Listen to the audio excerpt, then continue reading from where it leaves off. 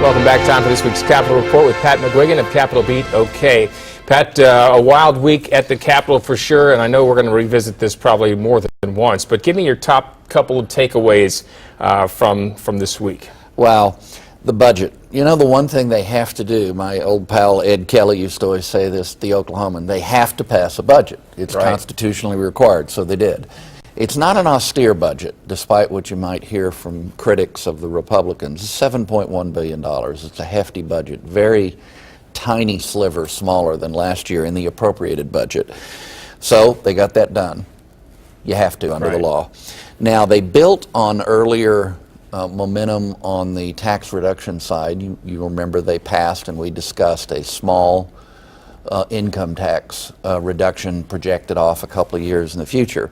Well, they built on that with a pretty big ticket item, and that was the gross production tax changes. Now, the tax will actually rise from where it is now, from 1% to 2% on the value at the wellhead. However, if they hadn't acted, it could have risen to 7% next year. Now, that would have been unlikely, but waiting to deal with this until next year would have been a mistake, in my opinion.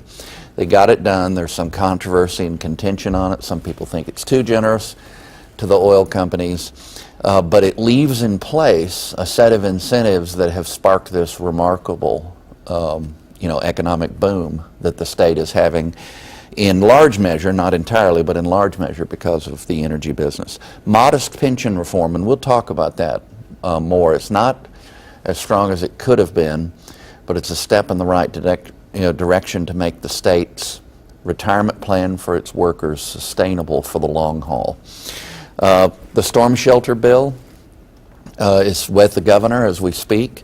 I mean, it's the governor's desire, and it looks like it's headed to the November ballot. Right. So that's a victory for the governor. Medicaid ER costs. I'm kind of proud to say there's a measure to create interim study, a legislative investigation into how to grapple with that issue and look at that whole question we raised in a previous discussion about ways of encouraging people to seek primary care rather than ER, which is 7 times as expensive. Some pro-life regulations. Capital repairs, yes, but not the American Indian Cultural Center. Right. So there's the thumbnail. All right, and one of the, in at least my opinion, one of the more interesting things this legislative session was this apparent split between the governor and the leadership in both houses as they overrode her vetoes on 2 different occasions. Is this a big deal or a little deal? Maybe in between. Okay. Maybe an in-between deal. Here's the thing. Mary Fallin discovered the power of the veto, which President we don't talk about much anymore, Gerald Ford, always understood because he was a creature of the House of Representatives in Washington. With the veto, you can have a high impact if you're willing to risk an occasional override. She was overridden twice. I think it's more than 24 times she wasn't. So this is an exercise of power on both parts, and it's something in between. Yeah, she would probably prefer not to have taken those slaps, but she was exercising her legitimate power.